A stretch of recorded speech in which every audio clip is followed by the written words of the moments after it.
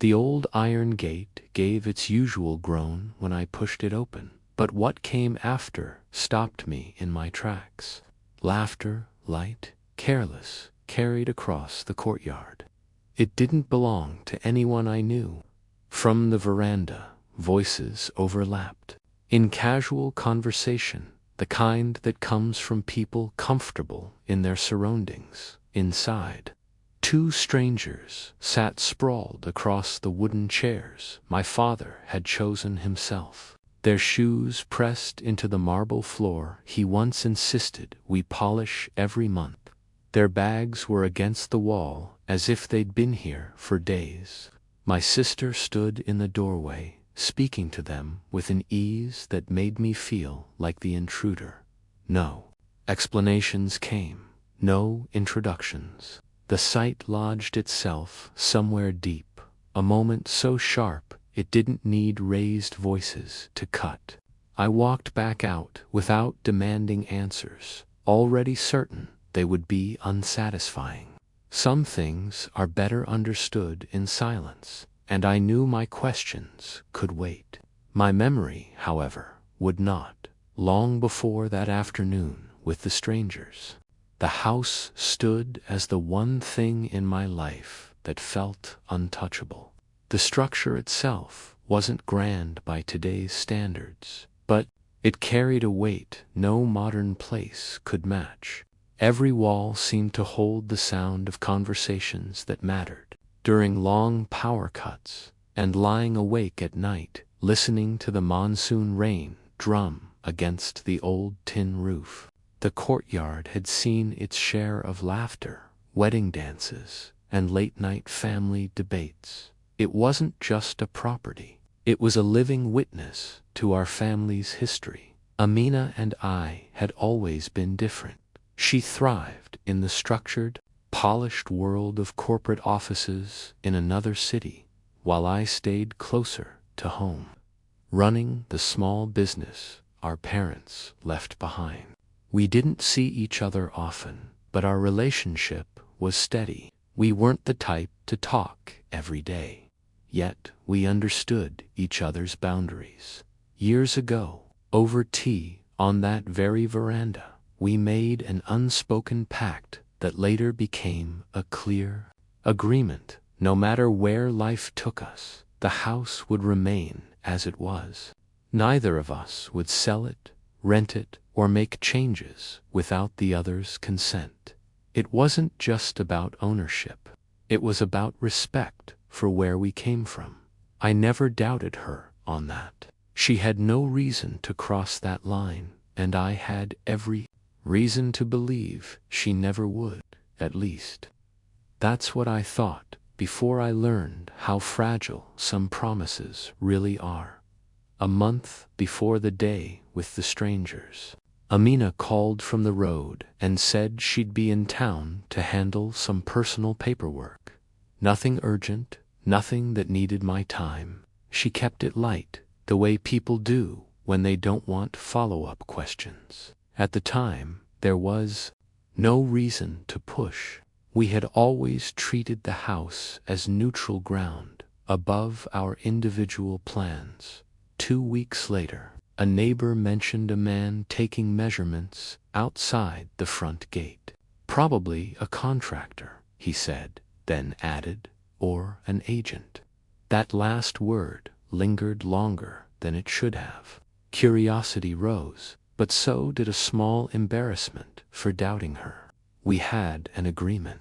She knew that as well as I did.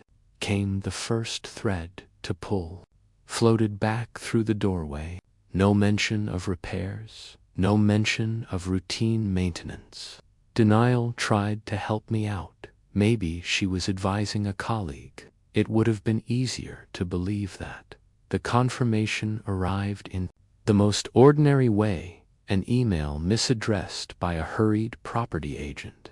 It landed in my inbox with an attachment named tenancy_agreement_final.pdf. The message thanked Ms. Amina for choosing their firm and promised a smooth move-in for the tenants by the 1st of the month. My name appeared nowhere. Neither did any reference to shared ownership. The phrase did a quiet, efficient kind of damage. When I asked about it, she waved it off. It's just a temporary arrangement, she said, as if the terms would evaporate on their own. You're busy with the business. I was just handling the logistics. The practiced cadence of a person who expects agreement followed. You'll thank me later. The house needs income for upkeep. She made it sound like a favor, and me ungrateful for questioning it. Silence did its work while my thoughts reorganized. Our understanding had never been about convenience. It was about care. Renting out the place without a word wasn't a creative solution. It was an erasure of consent. That difference mattered more than any rental income ever could. Step by step, the picture filled in. The neighbor, when asked gently, confirmed he had seen her meeting a man in a crisp shirt with a clipboard 3 weeks earlier. The agent, reached by phone, under the pretense of clarifying insurance, mentioned your sister's authorization, and the 2-month security deposit already received. The tenants, cheerful and polite when I introduced myself as a family member, said they were promised long-term stability. They had no idea they were speaking to a owner who had never agreed to their presence. Another conversation with Amina ended in the same shrug. You're overthinking, she said. This is standard. Everyone does it. The familiarity of her reasoning felt almost rehearsed. When people repeat a line too easily, it stops sounding like truth and starts sounding like cover. A promise doesn't dissolve because it's inconvenient. It's tested by inconvenience. What hurt most wasn't the logistics, it was the secrecy. We had sat on that veranda years earlier and made a plain commitment. No decisions about the house without both signatures. That simplicity had kept the peace between us. She understood how much the house carried my routines, our parents' memory, a family's name quietly held together by common respect. She crossed the line anyway and pretended the line no longer existed.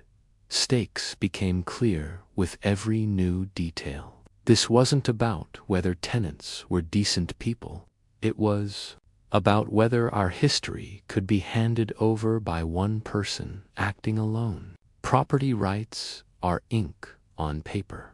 Heritage is everything that ink cannot hold. If she could sign as exclusive lessor once, what would stop a future clause, a renewal, or a sale?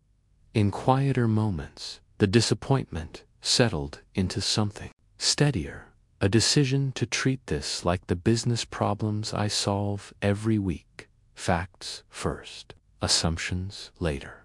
The agreement, the deposit details, the agent's admissions. We had differed on many things over the years, but never on honesty. About this house, outrage would have given her a reason to call me unreasonable. Restraint would leave her with the record she created, and me with the record I was building. She called it temporary. I called it what it was, an agreement I never signed, presented as if my absence were consent. And that, more than anything, demanded a measured response, not for revenge, but to restore what the promise was meant to protect.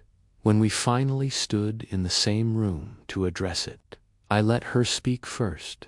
She wasted no time in framing it as a practical decision, helping with maintenance costs, as if the rental agreement had been nothing more than a neighbor watering the plants. Her tone was brisk, practiced, almost as if she'd already rehearsed the justification in her head. I let it pass without challenge, keeping my expression neutral. She went on about how I was too busy with the business to manage the property myself. implying that she'd stepped in to shoulder a burden I had supposedly neglected. Each sentence carried the ease of someone confident they could dictate the narrative. I gave a single nod, not because I agreed, but because it's easier for people to keep talking when they think they're being understood. The longer she spoke, the more obvious her omissions became. There was no mention of how much rent was being collected, where it was being deposited, or why I'd been left out of every conversation leading to the lease. Her eyes shifted whenever the topic edged too close to specifics, landing on the window, the floor, anywhere but mine. Small hesitations in her speech, the half-second pauses before answering, told me more than her words ever could. By the time she finished, my silence had done its job. Outwardly, I looked like the passive, accommodating brother who didn't want to make trouble. Inside, I was already structuring the timeline in my head. Every gap in her story was a place to plant a question later, but not now. This was a time for listening, not confronting. She thought I'd accepted her explanation. In reality, I was just giving her room to leave more traces behind. The first week after our conversation, I stayed quiet. Outwardly, it might have looked like acceptance, but the quiet served a purpose. I wanted to know not just what she had done, but how far she had gone. Speculation had no value without proof, and I was determined that when I finally acted, there would be no room for denial. It began with the simplest step, property tax records. I visited the municipal office under the pretense of updating my own business filings and requested a current statement for the house. The clerk handed it over without a second glance. That document gave me the official ownership listing, confirming my name still sat beside hers. Legally, nothing had changed. But legality and control are not the same thing, and she had clearly seized the latter. From there, I traced the rental agreement. I called the property agent directly, presenting myself as the owner needing clarity on insurance coverage. The agent hesitated, then admitted the lease had been signed on the 14th of the previous month, a date that aligned perfectly with her personal paperwork visit. He mentioned the tenants had already transferred a security deposit of 3 lakh rupees. The figure stuck with me, not because of the amount, but because he confirmed it had been deposited into the account she provided. That account was not joint, speaking to the tenants' required care. I approached them casually one afternoon, offering to answer any questions about the neighborhood. They were friendly, almost apologetic, and volunteered more than I expected. The couple explained that Amina had assured them she was the sole owner and could guarantee long-term stability. She had even promised certain renovations in the next 6 months, renovations I had never been told about. I installed a small, motion-activated audio recorder in the main hall, framing it as a security measure. The pretext was plausible enough for both the tenants and my sister when she visited. Over the next 3 weeks, the device captured short but telling exchanges. In one recording, she discussed rent collection schedules with the tenants. In another, she told them not to worry if the other party, her phrase, asked questions, assuring them she had full authority. Parallel to this, I monitored her digital trail, our old shared family email account, which she still occasionally used for utilities, provided a window. She had carelessly left copies of messages from the property agent in the sent folder. One thread revealed her urgency in finalizing the agreement. "Please expedite," she wrote. This was premeditated throughout the process. I confided in one person, Mr. Rahman, our longtime neighbor. He had known our family for decades and understood the weight the house carried. He listened without judgment as I shared the documents and recordings. His only advice was simple: keep everything. Don't tip your hand too soon.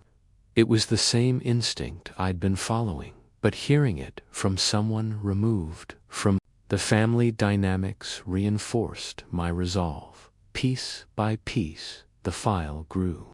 Tax records, the lease agreement copy, bank transfer confirmations, email printouts, audio transcripts, each dated and stored. It was a ledger of truth that no argument could erase. I wasn't just collecting proof of a rental.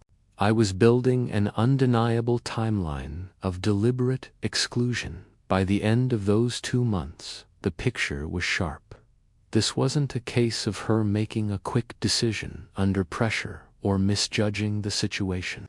She had acted with intent, creating a framework that removed me from the equation entirely while securing financial and legal control in her name alone. What remained was a clear, documented record, and the knowledge that my silence had given me something far more valuable than confrontation ever could: the evidence to reclaim what she had quietly tried to take. By the time the last piece of proof slid into my file, the urge to confront her directly had faded. A heated exchange might have satisfied a moment's frustration, but it would do nothing to secure the house. The real goal wasn't to win an argument. It was to make sure her version of the truth couldn't stand unchallenged. That required precision, not emotion. The first step was calling a property lawyer I trusted, someone I'd worked with during a past dispute over a commercial lease. I laid out the facts in order, starting with the rental agreement date and ending with the audio recordings. He listened without interrupting, occasionally jotting down notes. When I finished, his first question was straightforward: do you want to remove the tenants or simply correct the ownership record? My answer was just as direct: both, if possible. We went through the joint ownership laws, line by line. He explained that without my signature, the lease was legally incomplete, regardless of how long the tenants had been in place. That meant they could be notified in writing that the agreement was invalid and that their payments were being made to someone without sole authority. If they cooperated, it could be resolved without a fight. If not, the housing authority could be involved. From there, we built the strategy. The notice would be addressed to the tenants, not to my sister, and it would state the facts without accusation. Alongside it, we prepared a separate package, a full statement, supported by the tax records, bank transfer confirmations, and email threads.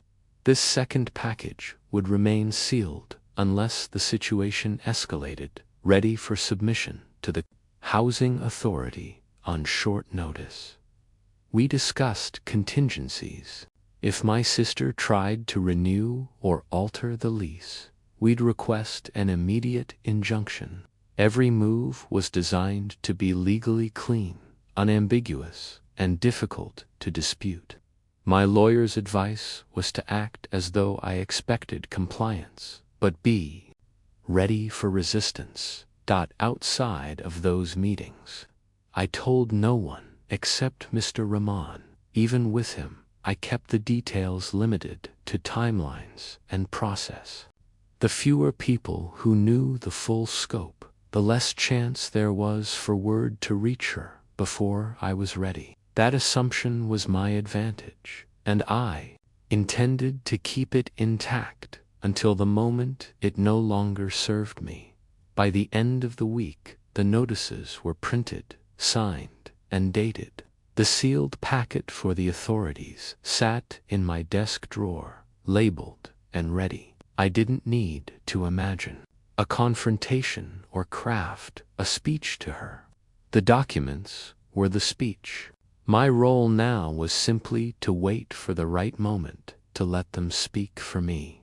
The meeting took place on a humid afternoon, the kind where the air inside felt heavier than outside. I had arranged it carefully, no last-minute surprises for anyone, except the one person who needed to be caught off guard. The tenants arrived first, polite but cautious. The property agent came next, all professional smiles, until he noticed my lawyer standing beside me. My sister walked in last, carrying the same relaxed confidence she'd worn the day I found strangers in our living room. We sat around the low wooden table in the main hall. I began without preamble, sliding a stack of documents across to the center. "Before we discuss anything else," I said evenly, "there's something all of you need to see." The first page was the property tax record, with both our names listed as owners. The second was a copy of the rental agreement she had signed alone. I watched their eyes track the words, the subtle changes in their expressions. The tenants exchanged a quick glance. My sister's smile froze, not vanishing entirely, but losing its ease. "This doesn't have to be confrontational," I continued. "It's just a matter of clarity." Her voice came measured, though the edges were sharper than before. "You're overcomplicating this. They've already moved in, they're paying rent, and the arrangement benefits both of us. Why disrupt it?" She avoided looking directly at the agent when she said it. "This isn't about disruption," I replied, keeping my tone even. "It's about consent. The choice here is simple. The tenants can terminate now with a full refund from you, or we proceed through the housing authority. That process will nullify their occupancy and make the lease unenforceable." I left the sentence hanging, just long enough for the weight of it to settle. The agent cleared his throat, perhaps realizing his own liability. "If the owner didn't sign, then yes, there's a legal issue." His discomfort was visible now, fingers tapping against his notebook. The tenants looked toward my sister, waiting for her to confirm or contest. Her reply was quiet, almost dismissive. "You're making this more complicated than it needs to be," she repeated, but the conviction had thinned. She glanced toward the door, as if measuring the quickest way out of the discussion. I didn't press harder, there was no need. The documents on the table did the work for me.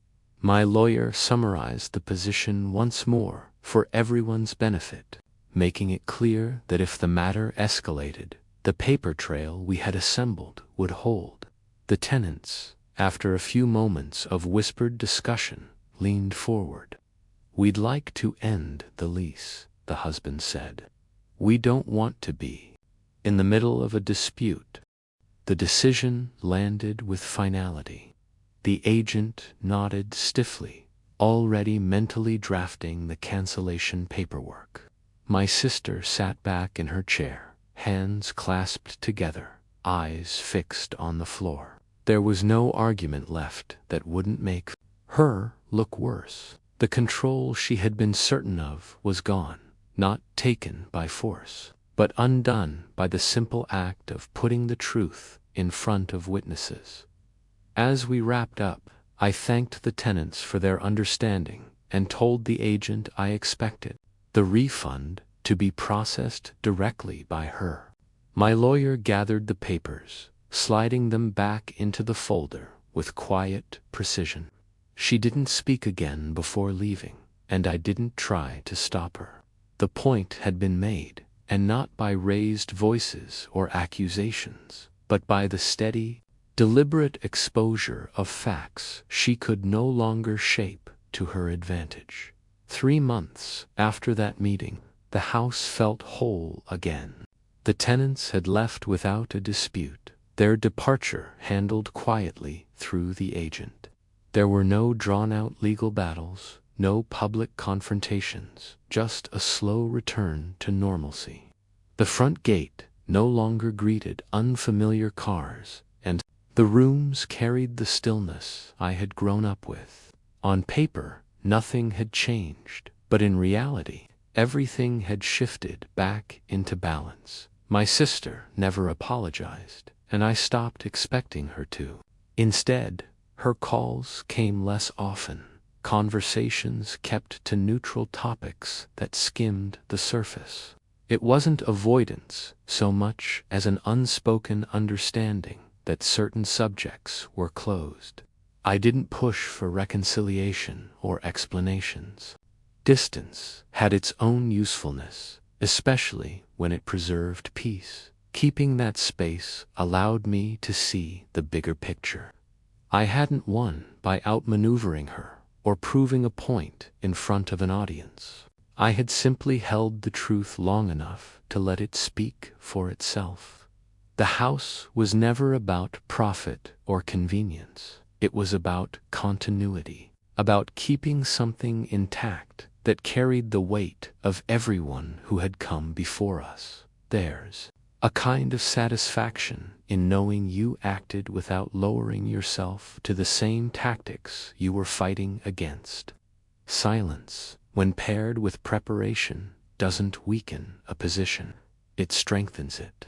It gives you the clarity to move with purpose rather than impulse. For anyone who's been in a similar position, the lesson isn't about revenge or confrontation. It's about protecting what matters with enough patience to let the right moment arrive. You don't always need to shout to win. Sometimes the quietest approach leaves the deepest mark. And in the end, the one holding the complete record is the one who truly owns the story.